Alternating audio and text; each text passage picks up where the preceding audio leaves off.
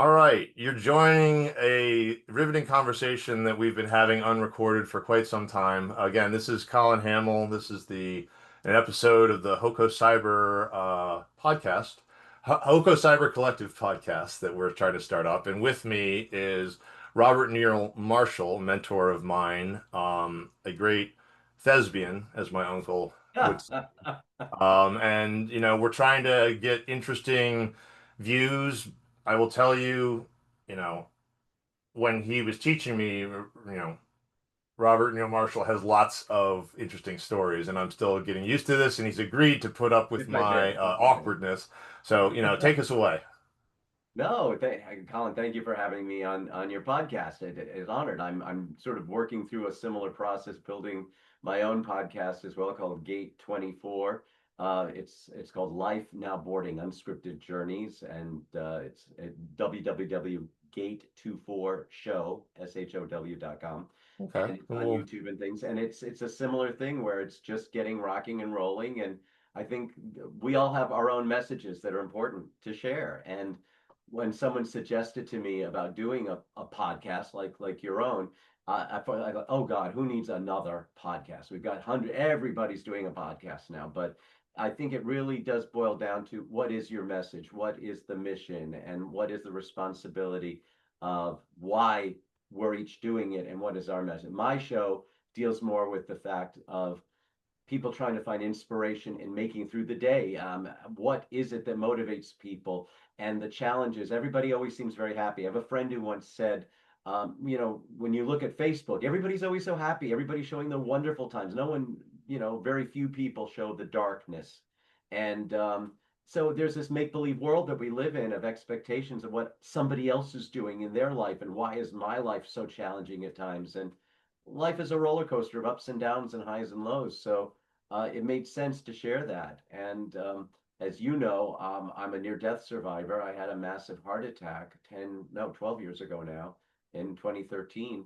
And I was clinically dead a minute and a half, and they brought me back. And that's a story in itself. But the fact is that when you come back from something like that, it's like, why am I still here? What am I supposed to do with this? And I began to learn in my own way that I'm not here for me. I apparently my story inspires people, and there's certain skills I guess I have that seem to help other people, just as other people have taught me and lifted me up. So that's kind of my purpose in my podcast. And so I think in doing it, and congratulations, it's finding that voice, and it takes a little time, doesn't it? it does. That there's this freedom that, we're operating with a budget of approximately $0. So, building the studio that you see behind me was a great expenditure. Hey, We've yeah, been you can using tell AI it came out quite a well. bit as a, yeah, force multiplier. I don't have a real cyber collective behind me, but it's just what do I want to do? What do I want to bring on? There's freedom. And again, I prefer hearing people that have different lived experiences than my own, just Sure. because you have stories that I never would have known about. Again, why don't you tell us a little bit about your background as an actor? Like, I watched a show that you were on, and that was a cool thing about that. So why don't you tell us about that? Well, I mean, everybody has a story. Everybody's life is unique, and sometimes that's the most fascinating part, is hearing these stories that we don't normally hear. People are so busy living their life and just making it through the day sometimes, that to be inspired by other people's journey and realize we're not alone. No, I mean, I started acting as a kid. It was sort of in the business. I grew up in the entertainment industry through my grandfather, who was a newsreel cameraman during World War II, and he landed on the beaches of Normandy on Utah Beach on D-Day, and he was actually known for taking some of the first color movies of the D-Day landing and the liberation of Paris. And there was a documentary made last year that actually is one of my blogs right now. I'm talking about that online. And I reconnected because I got to travel as part of this documentary through Normandy, and to be there for the 80th anniversary of D-Day, and to retrace my grandfather's steps. So that was a major influence, to have a grandfather who did that, who then went into a filmmaking business, more industrial films and corporate and commercial films. But it was a great training ground for me as a teenager and a student at NYU Film to then go and work for my uncle, and who was my grandfather's son, who went into his father's business. So I grew up around that, and they put me in films when I was very young, which was good. My mom was an actress, now a professional photographer with a wonderful array of history of her work. BettyMarshallPhotography.com. I know it's shameless to keep promoting these, plugging these. Well, we'll at the bottom of the, this is a cool thing. We'll give you a place to, any links that you want to share. Will You can definitely be do a that. space for that. But my mom was an actress, so I grew up around her, um, doing TV commercials, and she did a Broadway show early on, and I was sort of in tow. They didn't have, childcare back in the early '60s the way that they have today. So I was exposed to a lot of that, and my mother is a product of a divorce and a remarriage, and she was a single mom with a kid, and with a 5-year-old. She went to New York City on her own and survived by doing TV commercials and television shows and a Broadway show, as I said, a play called Never Too Late that had an actor named Arthur Godfrey, who was very famous in television as a celebrity, a host, performer. Maureen O'Sullivan was in it, and Richard Mulligan. And if you remember the TV show Empty Nest, Richard Mulligan was the dad, and he played my mother's husband in that. So I grew up around crazy things like that, which influenced my decision to go into acting. And as time went on, I auditioned for TV commercials and did commercials and some early film work and theater, a lot of theater work, and sort of immersed myself in that world. But I also love film and film production from behind the scenes. So there was a shift after I went to the American Academy of Dramatic Arts for 2 years to get professional training out of high school. I had an agent at the time who said, Bob, we're sending you out for stuff, but you really don't have a lot of professional acting training, so it would be good if you could do that. So I had a teacher in high school named Martha Robinson. She always talked about her days at the Academy, and that was the American Academy of Dramatic Arts. And Juilliard, of course, is the other great famous New York acting school, at least at the time. And so I went to the American Academy for 2 years and met some incredible people, got incredible training, and met some directors that then hired me as their stage manager, and that led to things and people that I'm still friends with today, which is crazy. Like I did a director at the American Academy of Dramatic Arts named Rosemary Hay. She hired me as her stage manager to do Midsummer Night's Dream at Theater of the Riverside Church in Manhattan. And there was a young actress just starting who played one of the two lovers, named Diane Salinger. And we worked together. We were friends, nothing special, but we had a bond at the time and lost touch. And then a movie comes out called Pee-wee's Big Adventure. And there is this waitress named Simone who has these fabulous scenes with Paul Rubens, Pee Wee Herman. And there's a famous scene in the head of a Tyrannosaurus Rex. She plays a waitress. That's Diane Salinger. And Diane went on to do some fabulous films. And it was really exciting to see her growth. And she's done Batman movies. She's done a ton of voiceover work. She looks a lot like Katharine Hepburn, actually, in ways. And Diane and I met years later at an American film event, and we've become very close friends.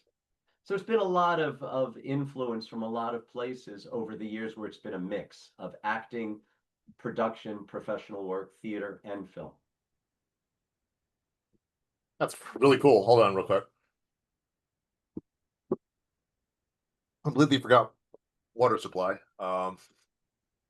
And a socially acceptable container. My wife just surreptitiously handed me a gallon milk jug of water, which I'm going to be honest here. This is my preferred water container, but Okay. usually on a podcast, you don't want to be taking slugs from milk jugs. So we're going to put that Oh down yeah, here I've got and figure out a My more Columbia social. Film There you go. I Festival need a mug to mug. pour water in. See, I dressed up as a bee actually for What's the Buzz. I had this bee costume. We did a little commercial for the film festival a few years back, and it's again, friend just said, actually, Bob, where's your bee commercial? You should put your bee commercial back on. So it's a cute little thing. So I'm a little product branding here. Just texted her. I'm like, I can't drink from a freaking jug. I need. It's your podcast. You can do whatever you want. I know, but even though I can do it, I have a shirt on. There's freedoms that I don't choose to take advantage of because, this is artistic decisions. Brilliant. Um, so again, do you mind if I call you Bob during this? Or, No, what should I yeah, call you during absolutely. this? Because I it's know Robert Neal Marshall is the professional name, and if people sort of wonder, it's like this triple barrel name, or is it hyphenated? The bottom line is my real name is Robert, and my middle name was Neal, and last name Marshall. So I want when I early on in my career when I started working and you join the union, the actors union, there is a rule, a guideline that you cannot have two actors with exactly the same name. It can oh become confusing in the oh industry. So okay. that's why you see a lot of people like Neil Patrick Harris, because there was probably a Neil Harris already in the union, whether it's Screen Actors Guild, AFTRA was a separate union at the time, which was more radio and television, Screen Actors Guild movies. They merged. Now it's SAG-AFTRA, which is film and radio Okay. and And television. honestly, you just prove why I like having different like lived experience because I just learned something. I didn't know why Neil Patrick Harris. Like I appreciate his love of the name Patrick. But I don't call my hello, I'm Colin Patrick Hamill. Um, Right, right. that cuts out one of my middle names. But okay, that's so what should I call you when we're on a podcast though? Right. Well, no, you call me Bob, as my Well, grandfather. okay, that makes it a lot easier because again, I've known Bob professionally. He was one of my mentors. I'm a member of the Maryland Innovation Center, and we had run through this process for new business startups where at the end of it you get a 12-page presentation that's basically if you want to pitch to someone for money or Right, for whatever you have a presentation to give, and to graduate the class you had to give it in front of a group of I think about 12 people oh, at normally. least, yeah. I ran through it three times, and around only 50% of people would choose to Mm. that's better. Would choose to actually present. Um, Mm. you have your background. My background is I talk for a living. Is that I was in the pre-sales solution. I was in the Right. sales adjacent. So being able to Mm. speak coherently. I have professional public speaking training that was Right. given to me by my company Uh-huh. because they had decided that having someone who knows how to talk real good um, is helpful for convincing large companies to spend what would be a large amount of money on a Right. technical Right. solution. And so you get a me basically Right. with there.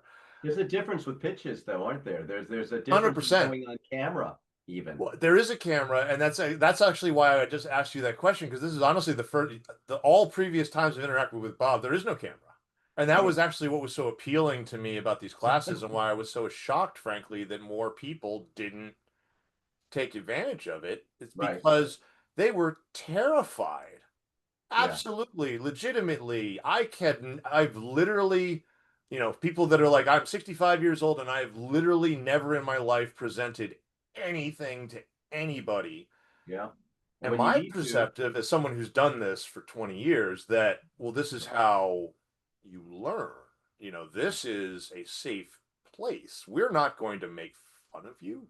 And if yeah. anyone did, the rest of us would gang up on that a-hole and throw them out of the class.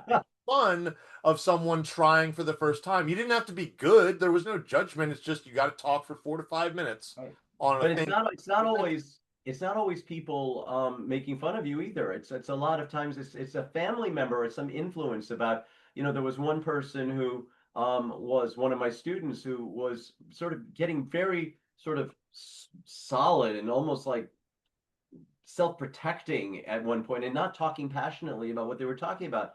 And I said, "What was it that you were thinking in your mind at that moment?" And this person said, "You really want to know the truth?" And I said, "I'm here to help you. Yeah, I'd like to know what you were thinking." And he goes, "My brother-in-law says I say too many times."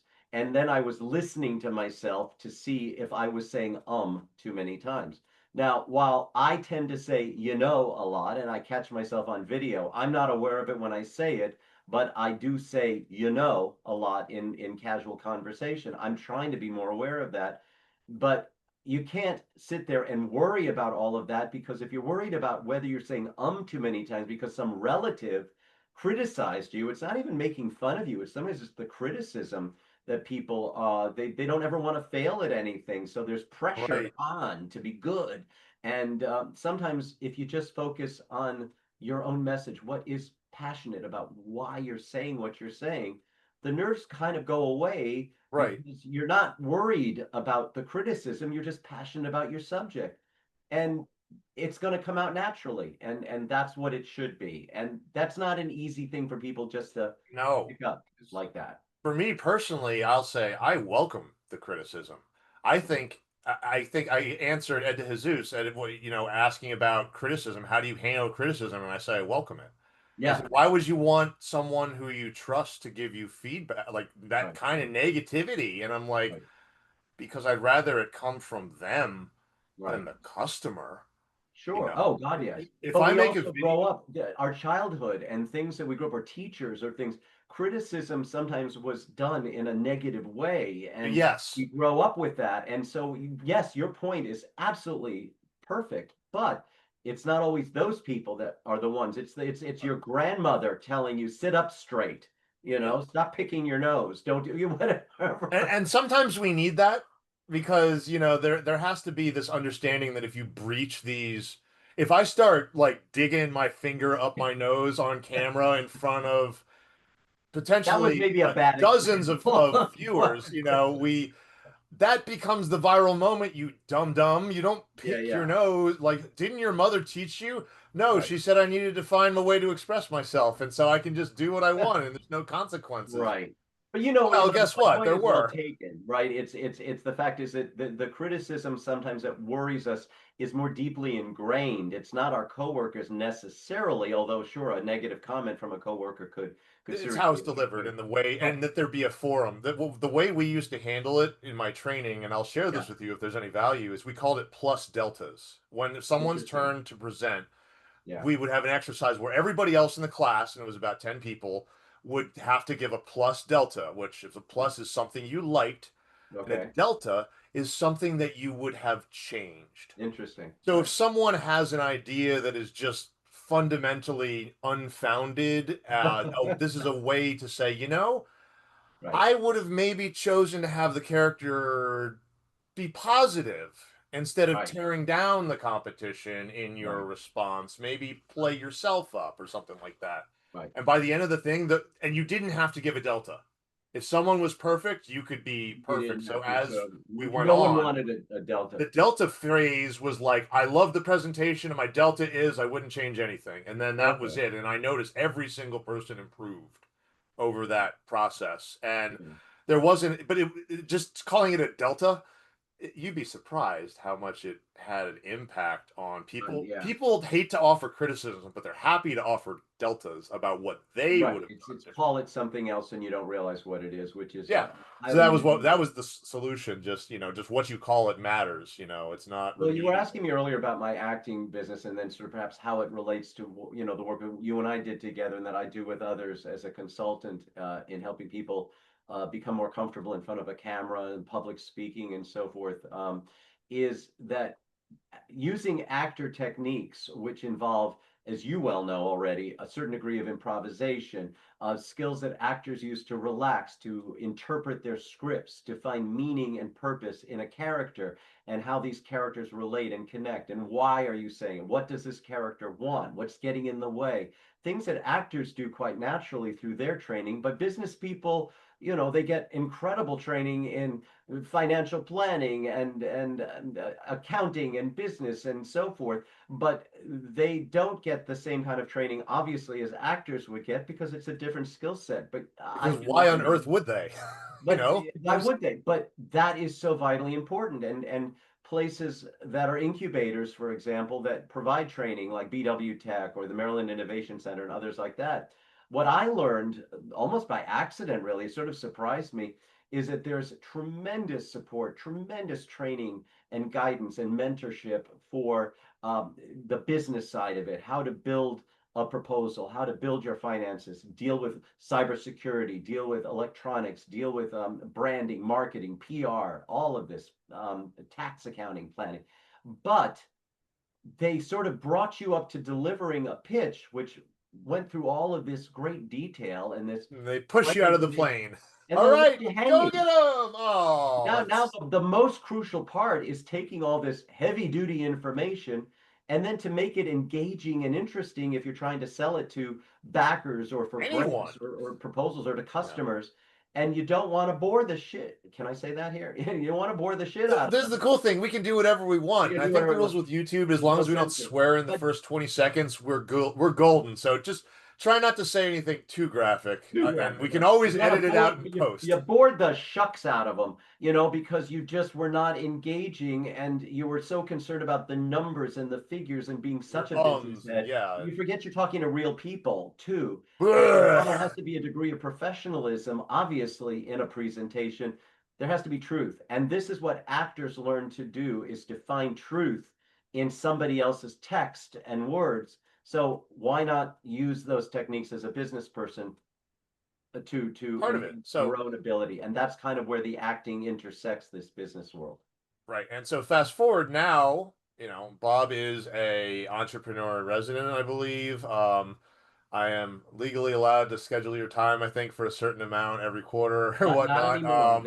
They've changed the system. They are revamping the entrepreneur in residence system at Right. certain places. So right now, you can get my services, you can consulting services and so forth, absolutely, as an advisor.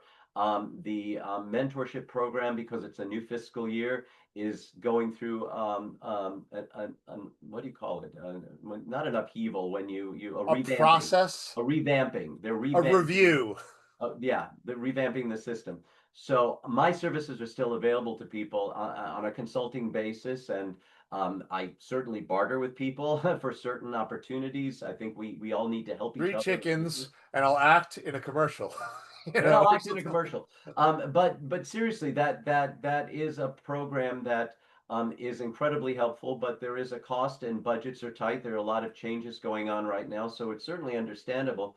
But that's also an incentive to keep growing and to find new ways of reinventing yourself, new ways of expanding your business, looking for new opportunities, and Right. And I'll also how to here I'll navigate, famously which is pitch, important. for the MIC. If you'd like to get access to quality programming like that provided by Robert Neal Marshall, become a member today. But I am a affiliate, and just I pay $300 a month, and I have been a member for more than 3 years, and I personally consider it to be one of the best expenditures that I make as a business owner. Now, obviously, that's a cost. I don't get any spaces there, although I do have access to the Right. spaces if I want to. It may be hard to believe, but this is not actually my background here. And when you're meeting business people, having to clear off the dining room table of your son's Legos is not really a good look, especially in the tech space. So Yeah. being able to do something simple like I can come into the MIC's space Yep. and present to 50 people in a highly professional way. Absolutely. I can look like I'm not just some guy hawking cyber gear on the side of the highway or something like that. I'm a for real business, and it's put Right. me in contact with the Howard County, I guess call it the ecosystem, if you will. The MIC is part of Absolutely. that, and that's what we're looking to build here with, some assistance from the HCEDA to build a community Yeah. where I'm in And cyber. that actual ability, I've got a similar setup myself with them, and the incredible talent and the business acumen and the training, the guidance, and just the networking is incredible. And the ability to use the space. For example, this may be now, by the time this podcast is viewed, maybe after the fact, Who but knows? this particular week, which is the 8th through the 14th of September, is when this is happening. The Columbia, Maryland Film Festival is being screened virtually online for the entire week. But we also have many screenings that we're using at the Maryland Innovation Center. It's bringing arts and another type of business to the Innovation Center. And while it is an incubator for cybersecurity and high tech, uh, uh, industries and so forth. The entertainment industry is a business like anything else, and R&M Productions, my company that involves with film and theater production and um, uh, doing a film festival, for example, and podcasts and things. This is a legitimate business like any other. It's just very different from the typical, perhaps, um, cyber beltway crowd. Sure. So it's bringing arts into that, which is still a legit business that needs funding, which needs sponsorship, which needs support like any other business does. If you would to hear me answering a question, so just from what you just said, if I wanted to, I could attend this film festival virtually where I would be able to watch the Yes, films that are being shown. absolutely. If you go to Columbia, Maryland Film Festival.com, and it's only during the week of September 8th through 14th. So again, if you're watching this after the fact, we'll be back next year. But we have virtual films. You can buy either individual tickets. Short films are, I believe, $8. Feature length films are $16. And you can buy an all festival pass for $65, which gives you over 40 some odd films.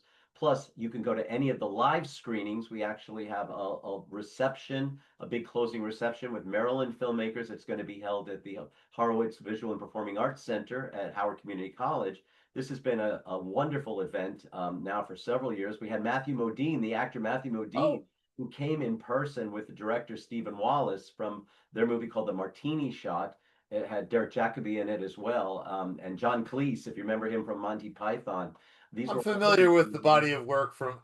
If you ask me where you know John Cleese from, my answer is not. He was nearly headless Nick in Harry Potter. oh, and the Harry Potter. I'm Okay. aware that. Did you know that he was in this trope called the Monty Python and their Flying Circus? Yes, I'm familiar Yes. with, Well, they and were I could all quote there. it quite liberally in high school, basically. Yeah, well, that they were all in this film, and of course Matthew Modine came to Maryland and met with the local filmmakers. He did a Q&A with the audience. So we're really trying to build something of value here and encourage filmmakers to grow and to have their work seen and to be part of a film festival. And so we're very proud of that. But that is sort of the business side of it, and that's what the film festival. So you can watch the films online or you can come in and watch them in person. It's a bit of an experiment this year because a lot of filmmakers prefer live screenings nowadays. Sure. During the COVID pandemic, that's how we kept things alive is by going virtual where It was you couldn't do reaction live events videos, anymore. you know. That gave the my film festival a boost up.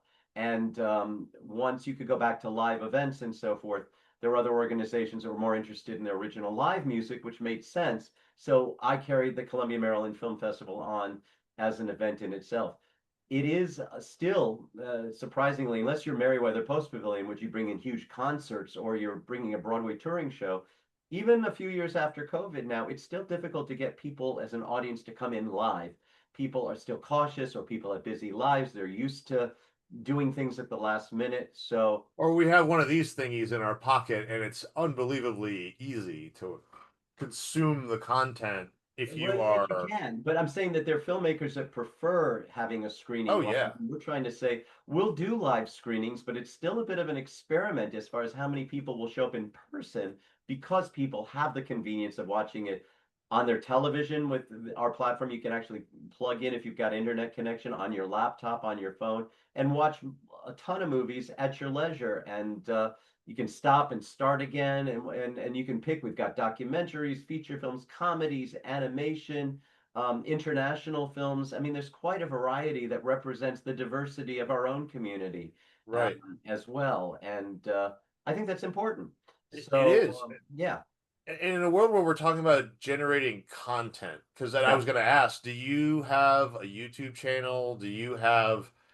This is where we get into the interestingness of social media, where Yeah. both you and I are of the age where, thank goodness, we didn't have social media when we went to high Okay, school. I Can can't you imagine. imagine what that How would have been consumed. like No, if I there remember we was used to have to go outside on everybody, TV. all of your classmates are holding a camera that is connected to this thingy called Yeah. the internet, which, by Yes. the way, hasn't been invented yet. And Yeah, actually, if no, you might, it's this is actually probably the best segue I'm going to get if you'll humor me. yeah. I do work with, we call them older adult. I don't know if you're aware, you are an older adult. not a senior citizen. Well, You're an older some adult. in on And paper, my maybe. mother always loves hearing that. And I'm specifically trying because the hackers, the people that I'm Yeah, fighting against, yeah, see you as an easy mark. yeah. You didn't grow up with computers. Hmm. You are probably, if I can be presumptuous, probably at the edge of your comfort level. We're on, I mean, right now, you're obviously capable of joining a Zoom call with a relative degree of competence, which is more than some people in the baby boomer generation would Yeah. agree. My parents are one of those that they're trying, but just technology seems to break for you guys in a way that it doesn't break for me, where options that should be there suddenly vanish. And Well, it's an interesting question. It's an interesting point. I can't include myself in that group because I've always been tech savvy. I used to teach computer training when it was brand new on the cutting edge of it, where people had these new computers and they had programs for word processing, things like Word Perfect and something called Lotus 123. And instead of, uh, Premiere Pro or some of those things, it was called PageMaker. And there were these people who needed to use them for business. And rather than teaching high-end programming, which there were a lot of computer courses for that, I found that by just teaching people how to use word processing was a growing it's a business. force multiplier. If you can use a computer and send an email, just in the very, if I was going to give any career advice for a young person today, know how to use a computer, know how to use the internet as a tool So it's a that, tool, yeah. for things And that but you people can didn't know how to do do this in the beginning days. And now anybody can go watch 100 different YouTube videos, as you talk on about how to YouTube, make YouTube videos, which is on interesting. training and all that. But personally, you were asking about, dealing as an older person with the technology. I grew up with the technology as the technology was growing in itself, and I chose specific channels that did deal more with the public than with the high technology, teaching people, everyday people, how to use these tools until it became accelerated to the point where it was everyone online catching on to this, and the people who were the early podcasts, the early broadcasters, they were ahead of the game in that sense. I find that personally, I'm very savvy as far as the computer technology. I find it annoying that there are so many things that change so quickly. I find myself rather adept at it personally. So I find that there is an ageism that looks at everyone in sort of a blanket and Yeah, assumes that somebody, because they're of a certain age. I still feel like I'm 20 something inside. And the only difference to me all these is children around me. that the person in the mirror looking back at me is not the person that I was when I was 20 something. But otherwise, I feel the same inside, a little more tired every now and then. And But the world tends to judge by what they see right in front of them and the projections, the now the misinformation perhaps, Oh God, yeah. That's that that that that's a topic in and of itself with exactly. AI. My So, and goodness. I'm not even talking politically. I'm just talking about the perceptions of what young people today have to do. There seems to be, and this is an assumption that an older generation might have of a younger generation, that most people, because of the internet and because of things like TikTok and Facebook and Instagram and so forth, they feel this pressure to present like how young and beautiful and how wealthy they are, how life is so glamorous, and people become very rich and successful. They do advertising, they show themselves in expensive clothing and traveling the world. Some of us do it for real. Some of us pretend that's what they want to do. Some of us want to create that world and make it a beautiful world, which is all legitimate. But what I'm saying is there is a greater pressure, I think, for younger people to try to do what they think other people are doing. And everyone's behaving the way they think it should be, as Right. opposed to getting back to what is the truth behind the way people behave and why they say certain things, and using a computer for good and not about how much you own or what your impression of other people is. And reality TV shows started that years ago with, the Housewives of Beverly Hills. You're seeing all these rich people with expensive Rich, clothing. unhappy people that are unpleasant, and I Right. wouldn't want to invite them to a party. Yeah, basically, and it because depends on what world you're in. If you live in that world, then it's perfectly normal. It's just everyone has their own little private Idahos, if you will, but it's created in this cyber world. We didn't have that. We used to have news that was, there was three at choices where you 6 got p.m. your or news three in from. the That was evening. it. Exactly, three channels, like you said. Yeah. That was So it. There was no commentary by 12 people on now what they each think something means. So you had facts and news, and now you have news. You don't know what are facts anymore. You can do research, but most people don't have the time or the energy to do the proper. and worse, that opining, that Yeah. opinionating, that bloviating, Yeah. assholes in an opinion, everybody's got one and they both Yeah. stink. Sort of thing where now it just takes a camera and a cell phone and you too can be a political commentator. I've And been telling people that when I started my podcast that I'm not quite sure how, but apparently as a podcaster, I possess incredible political power and ability to influence things as like this evil force. I haven't found that button yet on the the Zoom. evil So button. hopefully we'll find it over time. Yeah, But but and again, not getting into politics, but just talking about the technology and age and my generation versus your generation, as I said, we said offline. I mean, you you're could be you're my our son. parents. You could be my You son could be my, age-wise like that. you're And I don't think I see us as equals in age and that which we're not. I mean, I get that. I'm a different, I don't think about generations that way. I as look a at young young person, it people becomes and really families cool when at you get to dinner. talk to adults like this, by the way, just so you know, where they look at you and think that you're a grown up and you're like, I'm just still a kid. I'm Why are they still, we're listening all to me? still, even when you're 80, you're still a kid inside. My But son is 9. He very much feels that he should be able to talk to adults as equals, and I have to tell him well, that he yeah. can't do I that mean, yet. and you grow as you learn and you modify. That's part of life. But it's also looking at people now. You go to a restaurant and three-quarter, not everybody, thankfully, but three-quarters of the people, they're all sitting at the dinner table looking at their phones. It becomes a joke, that nobody's talking to one another. And Or we've they're texting to each other at the same table, which is you're truly an texting, absurd dystopian level of like. right? Did you see the movie Wall-E? Yeah, oh yeah, a long It's time ago. Wall-E, Yeah, basically. yeah. I feel like we're living in like the prequel movie of Wall-E, Oh yeah. and I don't really like that idea. Although I guess it turns out in the But end. isn't it up to us to then, I'd like to think so because this right here is heaven forbid a millennial is talking to a baby boomer. right? I'm remembering when my the name for my generation was a pejorative. Mm. Gen Z is getting their time in the barrel, which is actually kind of important to watch.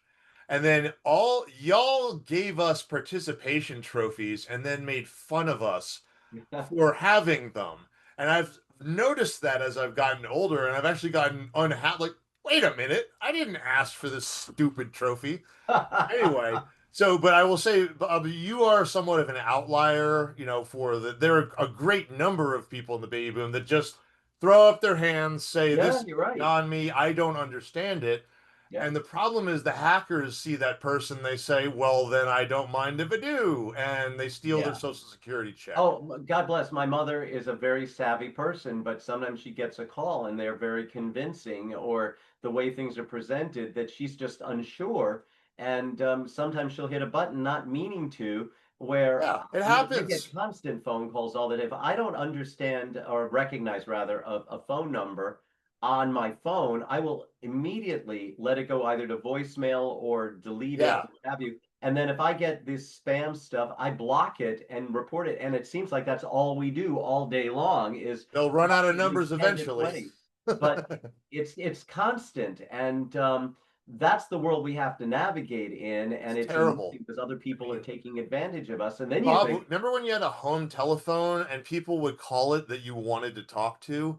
And then we had cell phones, and the best part was that there was no ads on cell phones because they hadn't figured it out yet. And yeah, now I'm the exact same way, is yeah, that I actually have to pause to make sure that I'm not hanging up on people because my rule of thumb is you have to make a human noise in right, like a half a second. And if you don't at least like grunt at me at least, I'm hanging up because I know in right. my heart of hearts that I don't care about my car's warranty. I don't really need to, answer a survey about my political opinions on latest thing that happened on TikTok. Like I'm interested. And what was once a magic, I live in Star Trek, I Yeah. leave on my desk because I hate Right. it. Well, And it, it's interesting. You talk about the surveys. I mean, I'm not even done with let's say a help chat online or something, and I'm right, already getting, how was your service? How did that help you? And I'm like, I'm still we're not working done on yet. this. A hotel, I just make a reservation, and before I'm even done with Sign it, up for our how was newsletter. your reservation made? Well, how was it? And I'm like, it's not my job to spend the rest of my days evaluating your service. And yes, watching other people's reviews are helpful, but there are already 40,000 people that have commented on this widget on Amazon.com. I'm not going to waste Many my of which are time for you to bots, do by it. the way, that was paid for by search engine. And actually, that's the interesting thing that you bring up. All this thing, this process that a business kicks off. Mm, I know that that happens because I actually was taught what you're supposed to do mm, as a business to right. engage. They instructed me you need to install these things on your website so we can get tracking data on the Yep. All behavior that. of your visitors. And I'm like, as a cybersecurity person, I am profoundly uninterested in data mining my Okay. customers, but I'm, at least according to some of these business classes I'm taking, I'm doing it wrong. Right. You got a whole bunch of data in here. Like this, the video that I'm making right now, I'm sure Mm, there's some way we could monetize this mm. better than if we did. There's some cool technology out there, but I'm not interested. Anyway, this is for less technical people of Well, your yeah, and let generation. me just, may I say one thing on Yeah. that, is that there is clearly a value to this kind of data, and businesses are driven by data, and that's how Yeah. people make a ton of money. But my question really boils down to your personal goals and what living life is. After someone who's been dead for a minute and a half, Yeah. and it's trying to give back to the world and be a human being and realize, for me, as dark as this may sound to some, it's actually very enlightening and lifting for me. Oh, yeah. No one knows how long we're here for. That day, that Friday, was a normal day for me, and I almost ceased to exist were it Well, not for the you've birth already of a died power once, outage. so you don't have to worry about it.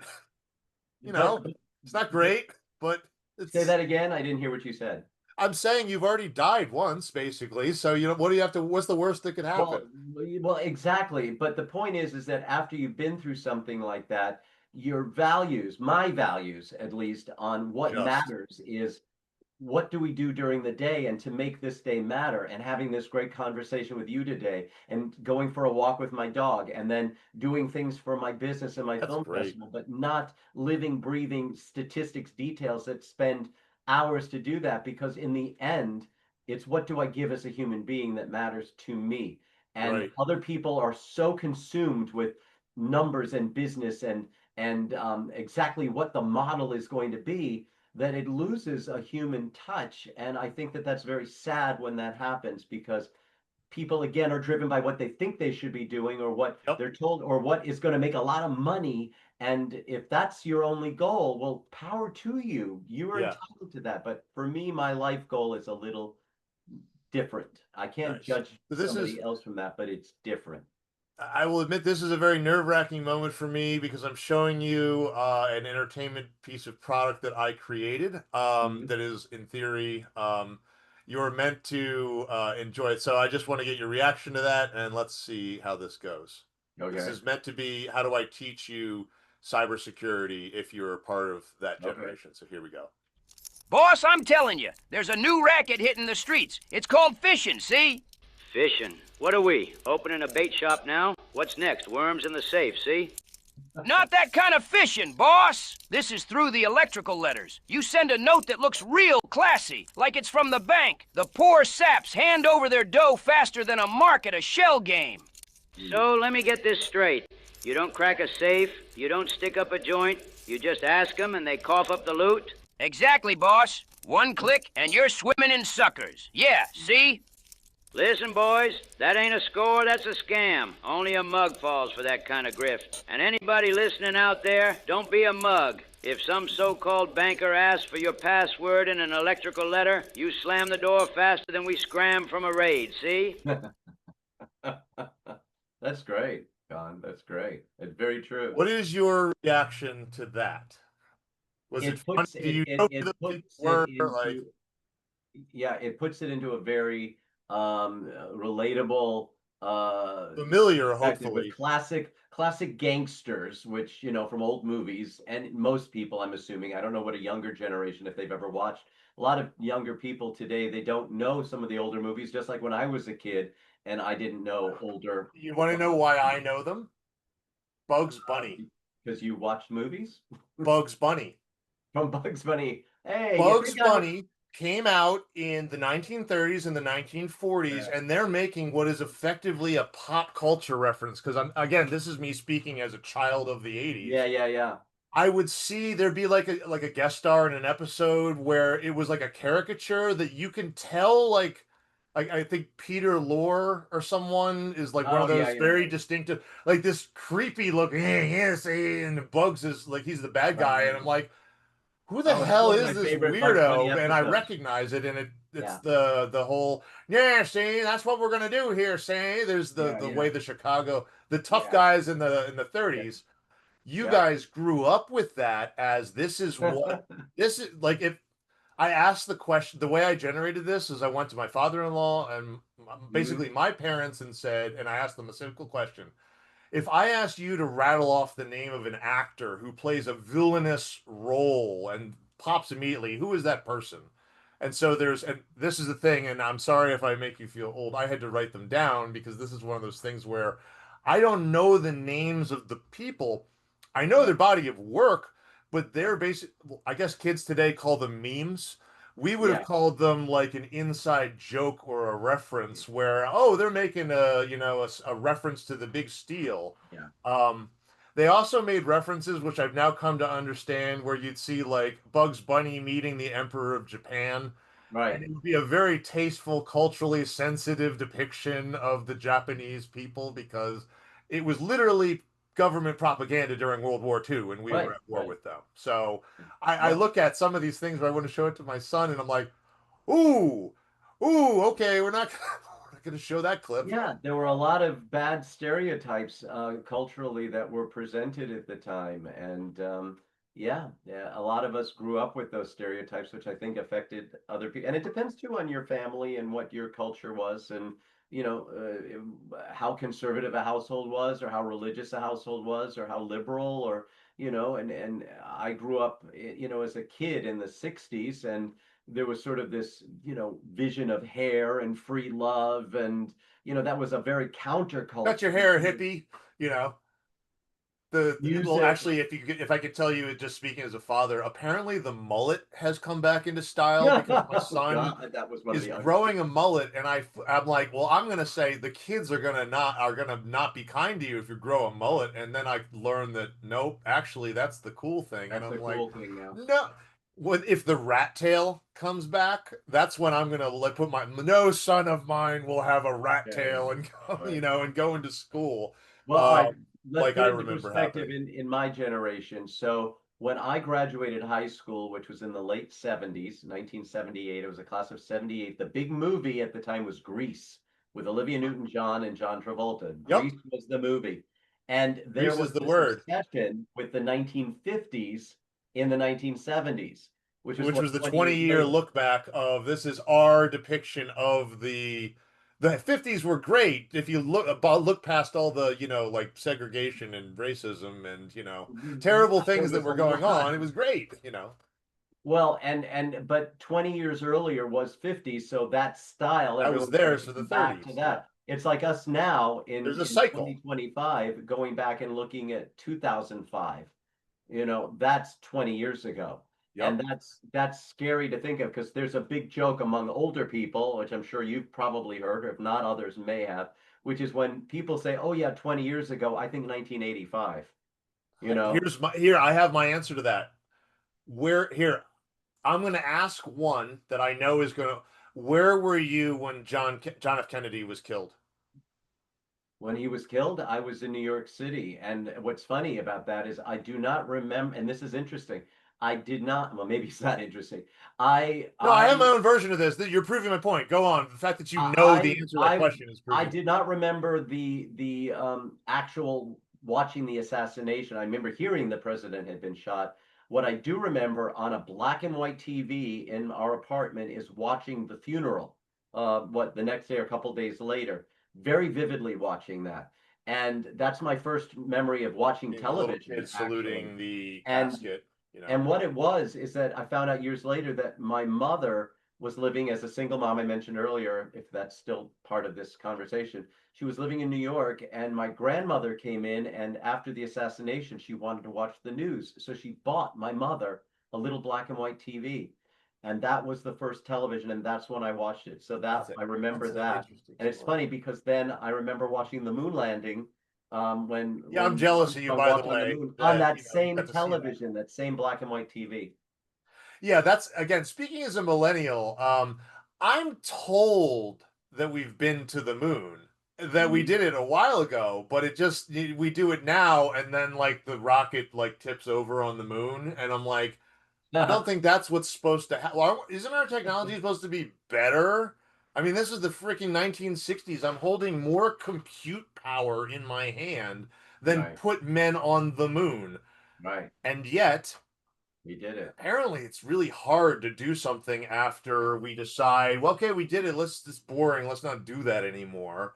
And And what is the that reason? bothers me as I didn't get to see that. And I hope to see it and have that same moment of my son and I will have an answer of, do you Well, remember? next is Mars. You go to another planet now. I mean, Some it's anything. Like I just would be happy like to have something that you've worked towards that is built upon past successes, that we should be getting better at this, not stagnating and watching as right, our you know, the organization like NASA that previously put us on the moon has degraded so far that they are utterly dependent upon private third parties to give them basic rocketry in many cases on that, where it's been turned over to the private sector, which is why we do have some kind of progress, but it's just like they didn't have to do it that way in the 60s. We right. had a geopolitical adversary called the Soviets that, they weren't very popular. I've learned among certain people. Um, but no, here I'll ask another question. Do you remember where you were when Pearl Harbor was attacked? And maybe I was in another life at the time. You weren't born yet. I If I wasn't asked born your yet. parents that question, they could answer it because that was their Kennedy assassination Oh moment. yeah, The absolutely. Kennedy assassination was your Pearl Harbor. And here, I'll bring it home. Where were you on 9/11? I was home here, right here in the living room. That was a new generation's Pearl Harbor or 9/11. Well, and yours. See, this is what I'm about to demonstrate is that we have a moment of empathy where you and I can share stories. Right. I was attending college at the University of Maryland College Park, which I will Mhm. point out is pretty close to the Pentagon. Right. My what now wife, my new girlfriend was from New York. Her Uh, father worked in the building literally across the street from the trade centers and had a 23-story hole in it. And yeah. the only reason that my father-in-law Richard, who's known as Boopa to my grandson, survived is Yeah. because the Giants went into overtime on Monday Night Football. So Hmm. he was late going into the office the next day, got out of the subway just in time to see the one of the planes hit the towers, and he saw one when they collapsed. He walked home over the Brooklyn Bridge, and we had these things. They were called cell phones. I don't know if kids know what it is, but I had what was called a flip phone. Yeah. I had just moved away from home, 45 minutes away. My parents are there, but suddenly the world has changed and people are flying planes into buildings, and the Pentagon has been hit, and my girlfriend doesn't know if her father is alive. I sure would like to call my parents right at this moment. Right. And I don't know if you remember trying to make a cell phone call that day, but where we were when you were closest to it, something that we assumed was always going to be there, It wasn't failed then. equally for everyone. And Yeah. we didn't know that Richard was still alive Yeah. until later in the day. We didn't have Facebook or live streaming or podcasts. Like, and actually, in a way, I'm glad we didn't. Because people would have live streamed being Yeah. inside one of the Twin Towers as it collapsed, and there would be video that if we wanted to find that, you could. And I'm glad that you can't, because I don't need that rattling around in there. That's our moment. Yeah, If I absolutely. talk to someone who's too much younger than me, Gen Zs are the people for whom social media is reality, I basically have invented my political cudgel that I can hit them with for the rest of is that they have forgotten the lessons of 9/11. Yeah. And then they'll say, "Hey, I wasn't even born yet." And I'll be like, "That's pre 9/11 thinking that you got there about that." And and to you, you'll understand. They will have absolutely no idea what the heck we're talking about. Like, what do you mean, Yeah. where were you when Kennedy was assassinated? Like, you'll have your moment. COVID's your Well, I moment. mean, it's like ancient history. I think when I went to the 80th celebration, the D-Day last year. Um, There's still a few of them alive well, there were a that did few of it. them, but what was interesting is that one of the corporals got up there, or commodores, and they said, commanders, forgive me, and they were saying in a speech, referring to 80 years earlier when the D-Day landings happened. They said 4 score ago, and it was an interesting use of 4 score, which Because it was obviously like means Lincoln. 80 years, and that how 80 years before then, Lincoln. Lincoln was saying 4 score and 7 years ago. Oh crap! What So the you're nation. saying we're due right about now? No, Crap. but it seems like this 80-year cycle, it's like we're not that far along. If It's you the make length an of a adjustment, 80 generational years memory. earlier, That's what it Lincoln was is. making a speech about that, and about the founding of the country, and it puts it in perspective. It wasn't that long ago, and when we're young, we think that time is going to be forever. And then as we go through, I find it very funny that I listen to people, 39 turning 40, and it's this whole traumatic thing about turning 40. I'm like, oh my God, you just wait, I just only make wait. it dramatic to piss people like you off. That's like, Bob, you don't know this, but like when you turn 40, things just start to break down. Things don't, you have aches and pains. And Bob, you may not realize this, but sometimes I'm a little uncomfortable when I'm sleeping. And I sometimes have some minor gastric distress when I eat foods that I used to love. Bob, That's you don't not understand the age, horrors Colin. of growing old. And you're That like getting yeah. more and more pissed off at me the more I'm talking because I'm like, No, well, you know about what? those things, you little shit. Yeah, But it's that's not I have age, an Colin. awareness of it now. Of That's not age. It's how we all take care of ourselves. And well, after my heart attack, I had to go through cardiac rehab. I oh had to geez, learn dietary things. I had pancreatic issues that it caused me to misread when I was actually having a heart attack. And if people are not familiar with pancreatitis or your pancreas, it is one of the most not painful fun. things ever. And it comes from eating fatty foods, some rich foods, sometimes alcohol, creams, butters, anything that really tastes really good. And I've had to stay away from that because otherwise I find myself in a hospital on heavy Well, duty yeah, you have some painkillers. choices you have to make about. And because of that, I mean, I have been able to stay slimmer. I have tried to, through the training that I got about keeping my body healthy. I am not the image of health here. I am not a gym rat. I want to go back to the gym on a more regular basis. I try to walk a lot when I can. I need to do a lot more. But when I see different people at different phases of their life, considering what I've been through health wise, I've learned about things that I never thought about, that once I did think about it, it's like, oh, I can improve. And there are a lot of videos I've seen, again, Yep, it's the people good part of making YouTube. money off of the internet for people, let's say in their 50s, that you can still be healthy, you can still exercise, and people are incredibly fit. So that impression of what age is, it depends on who you look at. I look at my old Aunt Anna. God, she's been gone for ages, and Anna was born in the late 1800s.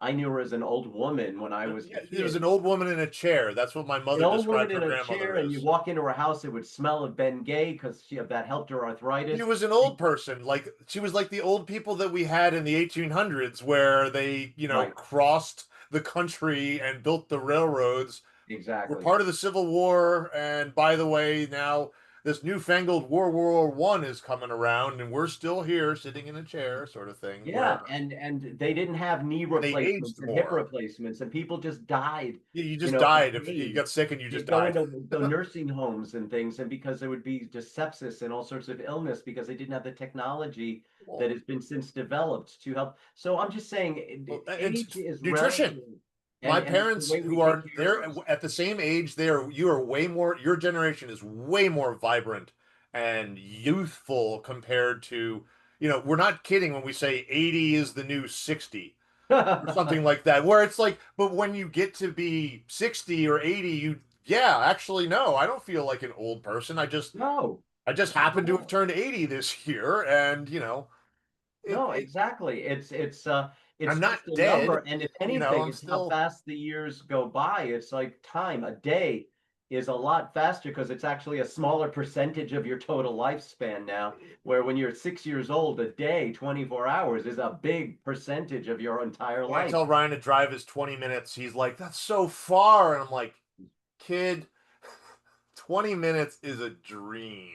Yeah, And that's happening to me. And I'm like anchoring myself with my son because his right, perspective of time is like maddeningly like crazy. Like we're right. painting like little miniatures. And how long do we have to wait for this to dry? 60 minutes. I think it's ready now.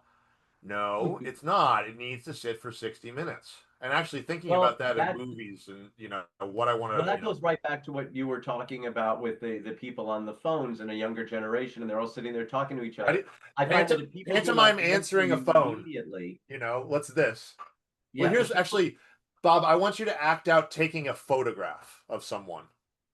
Pantomime. oh, the way I would do Yeah, it, how would you take a photograph? like Yeah, that, like that. If as you ask opposed to and I'm the same way. as If opposed you to ask holding it, someone young enough, no, I that's how you take a picture. How do you answer a phone? How do you hang up a phone? know. How do you dial a phone? You see, for young people who are watching this segment online, they have absolutely no idea. Hey, how do we adjust the settings on a television to get the picture to be better? You kick it, you hit it. You adjust the two thingies on Oh, the the top. rabbit ears, the antenna. Yeah, because television comes through the air. Yeah. How do you How's show that me how possible? There's nothing in the air. How does it look? pantomime me changing the channel? It is a fascinating perspective No, on I'm asking you, change a channel on a TV for me. change it. You turn the dial. Oh, well, now you do the clicker. Okay, but Well, see, before no, we turn the I dial. asked you, a baby boomer, change the TV, Yeah, tick, tick, tick. dial a phone. Yeah, yeah, yeah. That's what technology was. But for me, if you asked me to change the channel, I Right. lived in a time where we had these things called a remote control, Yeah, where you do that. yeah, But if you asked a person today, a young person today, how do you change the channel on a TV? They're going to say, "What's a channel? What's a TV? And what do you mean? You mean the computer that's on the wall? That TV? Like, yeah. no, Which no, is the the little black and picture white thing. box that has the knobs and the antenna. You don't know that? Well, I saw Yeah, that in a museum once. Like, yeah. Oh, listen, one of my I'm an favorite things old when I've been person working now. from home and when I was working in an office that happened to have a big screen TV on the wall, there weren't any windows. I go to these YouTube videos. There's one of a villa in near Antigua in St. Martin, which is the tropical beach, and there's a jacuzzi and the palm trees blowing in the wind, and it goes on for 6, 8 hours, and all of a sudden I have a picture window that looks out onto a tropical beach, and that is we maybe we had a painting back in the Yeah. 80s of a beach and a palm tree. One of my favorite was on a postcard of some sort, and I found the actual print from this artist, but that's a still pic. Now you have moving pictures that are new windows on your wall. You fly on airplanes now where you get a center seat, let's say on Emirates, and you have windows in the middle of the plane, but it's cyber. It's all the You're pictures. in a metal tube that is flying in the sky. Right. Our ancestors 1,000 years ago would burn you for witchcraft for doing that. And for us, it's like, Oh, my flight is 20 minutes late. Yeah, God, this sucks. We had to sit and wait for an hour yeah. before we traveled across 2,000 miles of country in about 4 hours. It was just, man, it was really tough for us to, we're And basically the Donner one of my Party, if pet you peeves ask now me. about that is that people get on airplanes. I like a window seat because when do you get to see the world from 35,000 feet? The sky. Exactly. Hey, here's the Hoover Dam from the air, which again, for most of our history, it's like we live in a time where we get to see what the back of the moon looks like. Yeah, Did you know that the most powerful god emperor who ever lived in the past of the largest empire had absolutely no flipping idea what the back of the moon looks like, and now the lowest, poorest peasant amongst us, if they are so inclined, can go to a public library. They can go on the internet on a publicly available computer, which used to right, take up the size of a room. Now I can buy them online for less than $100 right. and go see And it what the changed my backside of the life moon to looks know like. what the back of the moon looked like. It Yeah. really was mind But shattering. you and I do. We have something on Genghis Khan, basically. I'd like But to show you something. So you're familiar with Star. This is actually one thing, a theory I've been developing, sort of some trying to bring some formality.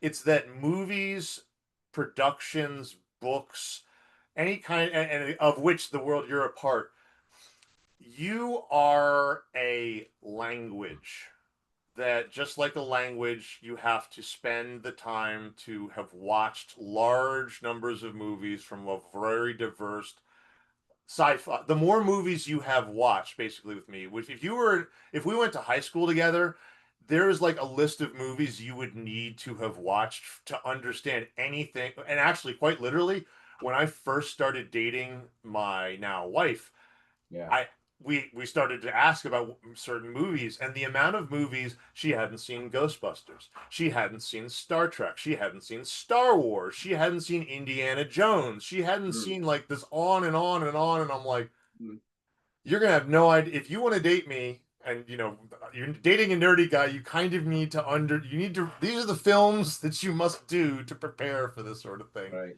Because if I say to you the level of betrayal that Luke found out when Luke found out about his father, Yeah, yeah, what did I just convey to you right there? yeah, Without an outsider who's never watched Empire Strikes Back has no clue. right. That what are you talking about?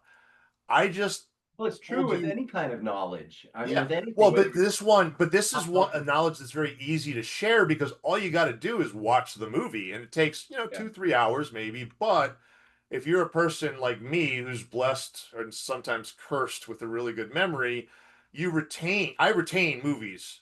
It just, I yeah, guess it's like my superpower or something. yeah.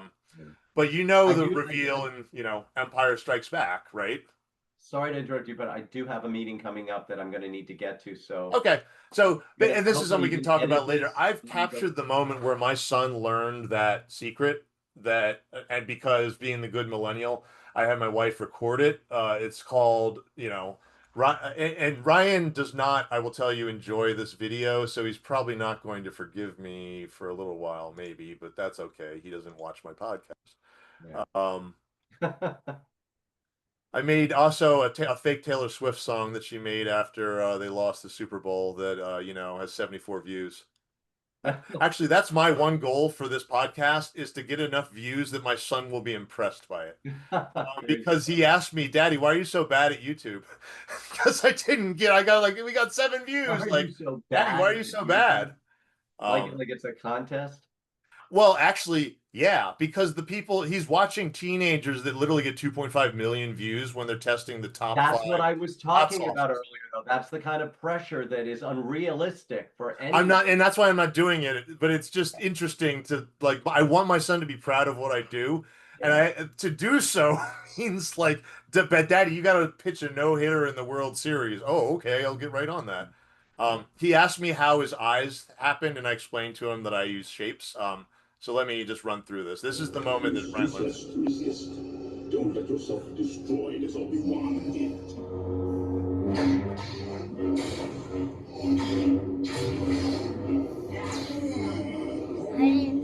I become a bad guy.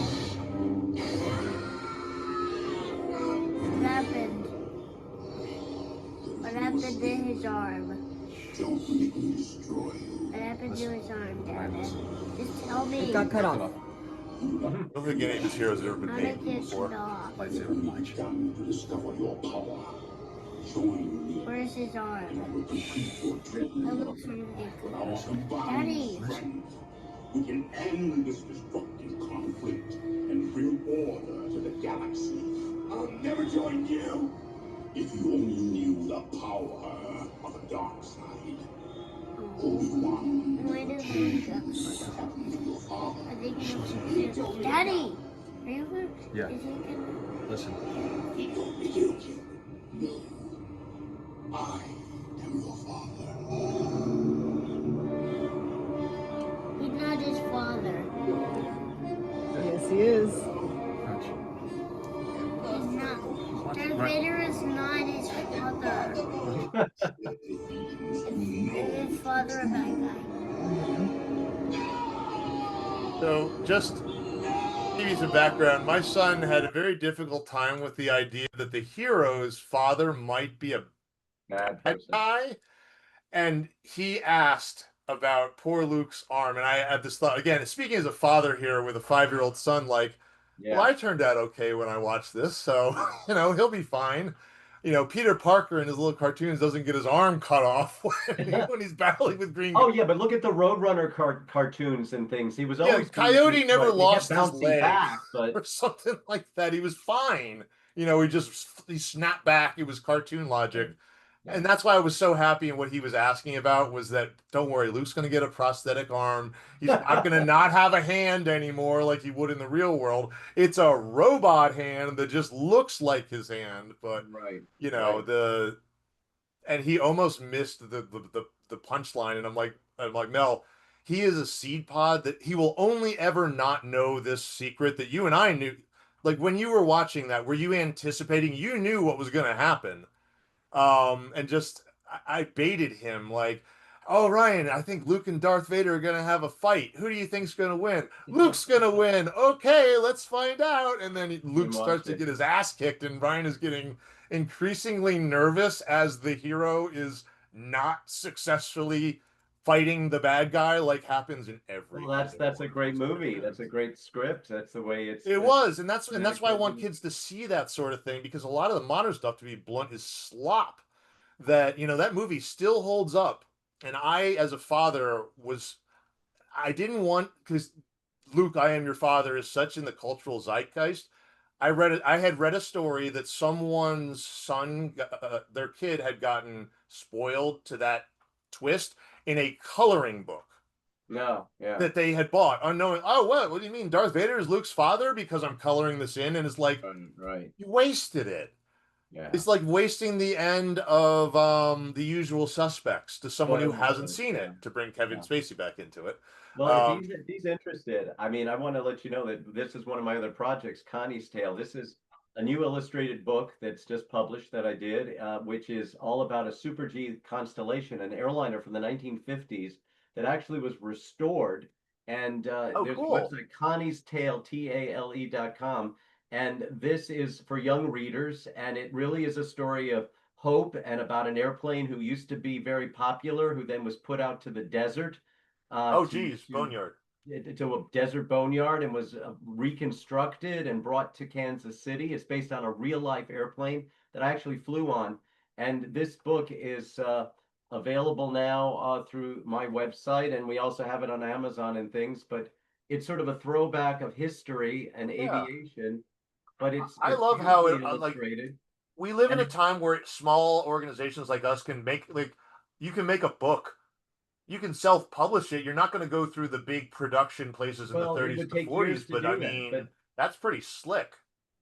This is all created, and but anyway, it's a positive story that is also about challenge, and it maybe isn't Star Wars. It isn't necessarily that same darkness or heaviness, but it's still a story of inspiration. So it's sharing the story. It can come, this inspiration and this education for kids can come in so many forms today, and with so much technology as an influence.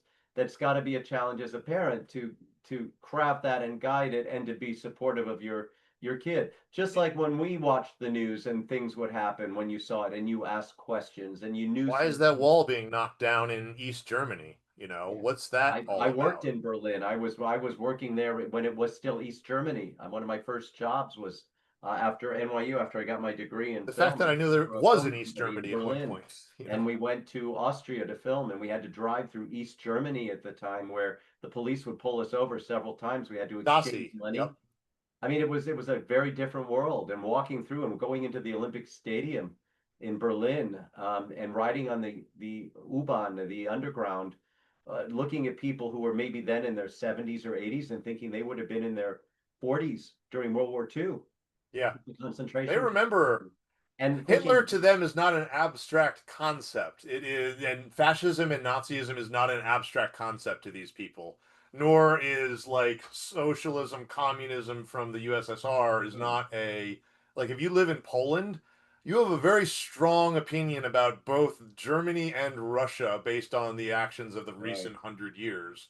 And right. they have long memories about that sort of thing. Well, exactly. And even just going back, like I said, to the D-Day invasions, and there was a woman who we met at Bernier-sur-Mer, which is Juno Beach, where the Canadian forces landed with the British. And that was a town right on the water, whereas Utah and Omaha Beach were farther away. It was more remote. Could So you these still people see the had their fortifications? homes stormed by the Nazis first, and then stormed by the troops coming in. And this woman was there. She was 94. She was 14 years old when it all happened, right there on that very beach. So revisiting that and the world, there are these lessons that are very important for us to carry forward for future Right. generations, Could you whatever that see is. the remains of the defenses that the Germans built back then Mhm. when you're out All there? of it. And just think about how long that's going to last. Yeah.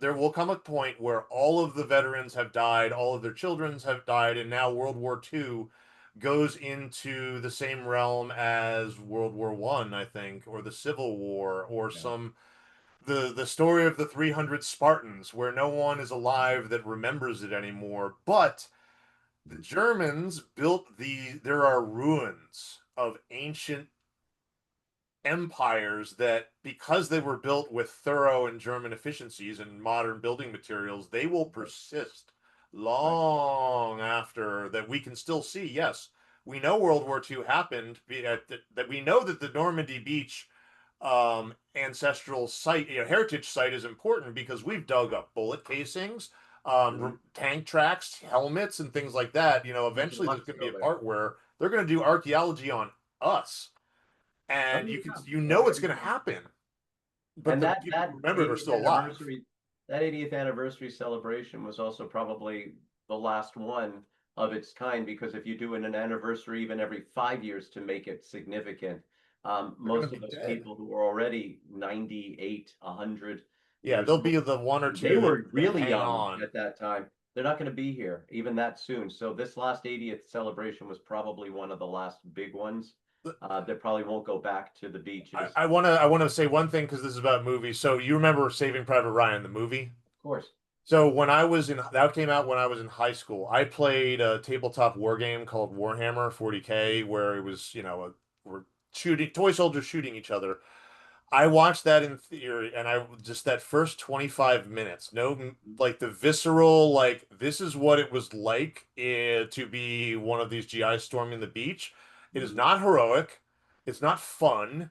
It's not a video game. Some Mhm. people, you prepared for this thing, and then you jumped off the side of a boat, and your gun weighed too much, so you drowned. Game over. That's it. And then the people who got up there, Mhm. it's like, all right, we're going to charge this position. We know some of our comrades are going to die.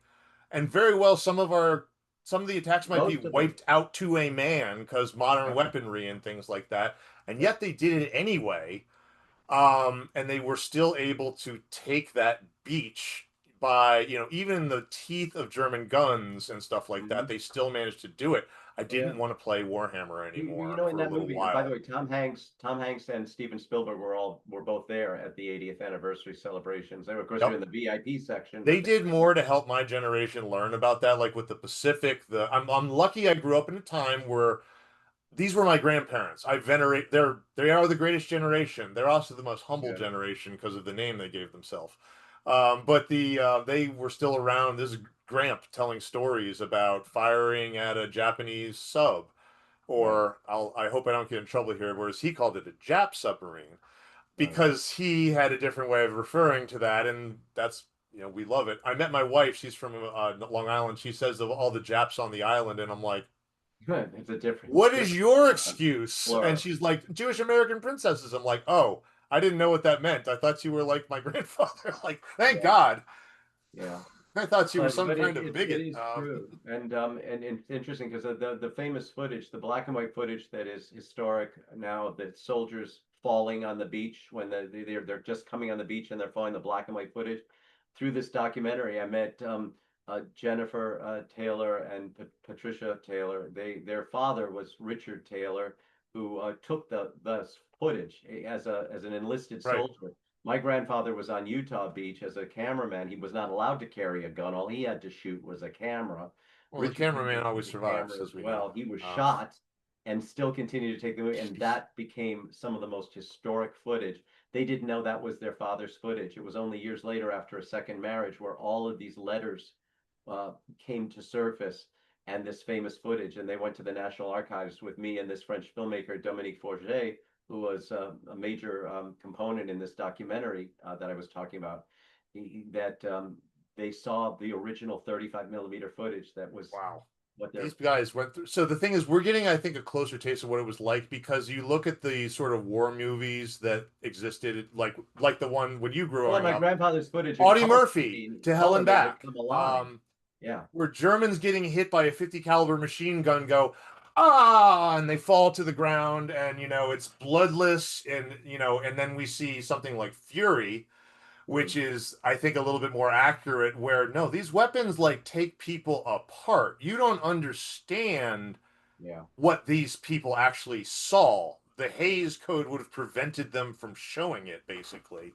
And that was, we got a taste of it. I remember, like, the one part of the movie that stuck with me is the front of the landing craft dropping, and then like almost everyone dying immediately because the Germans just, okay, there's the door, we know they're going to come out, and they're on the cliffs and they had planes flying over, strafing them. Yeah, and it was just like, this isn't fair. This isn't, again, when I see World War II, Normandy Beach is a level on a video game where I can duck behind a tank trap. As long as I'm unexposed to fire for 3 seconds or so, I regain all my health, and then I can run in the face of, oh, I died. I just go back to my spawn point. I have no fear of death. Whereas these guys actually did it. Like, all right, we're going to run through this minefield that the Germans laid here. I hope anyone who makes it will rally on the hill. We don't understand what that is like. I don't think my generation performed very well under such circumstances. The documentary also covered like Eisenhower meeting the paratroopers the day before, where he knew that half of them, if not more than half of them, were going to die. We're shooting for a 50% casualty rate, is like, and that's the harsh reality of this stuff of war today is, oh, we lost someone. Where Eisenhower went the day before, and in a very casual way, and these are color films and black and white newsreels as well, greeting the paratroopers and telling them, hey, asking them about their families, and trying to be human about it all, knowing that most of them were going to die the next day. At his orders. The reality of that is quite powerful. And to walk down the streets of some of these towns where there were a lot of the buildings in these beautiful, quiet, pastures and little towns, churches, and you suddenly see really modern buildings in between, and it's because the town was mostly weird. Like, all the buildings are built around circa 1945 or so. It's like something happened around here. Well, even into the 60s, a lot of that style. It took them until the 1960s in many of these towns, even later than that, but to reconstruct. And when you walk there and you see the pictures of then and then the pictures now, and you see the same places and what they look like, it's very sobering to those of us that, let's say, living in the United States, where we've had major oceans surrounding us, where it wasn't as immediate as it was in Europe by any stretch of the imagination. And it brings it home for many people, and that is a history that needs to be shared still. And it's very different to walk down those streets than just, like you say, it's a game or you see it. Anyway, I do need to run, so it's been wonderful being on your Thank you for show. being a fantastic guest. Again, I will send the footage from this. So again, Robert Neal Marshall, everybody. This is he is available if you're a member of the MIC. You can sign up for him. He also, if you're on the East End, he's got a theater production he's working on. We'll put links to everything that he wants to share. And thanks very much for joining us. Thank you. I wish you Thanks. best All right. of luck. Thanks. Bye. And let me.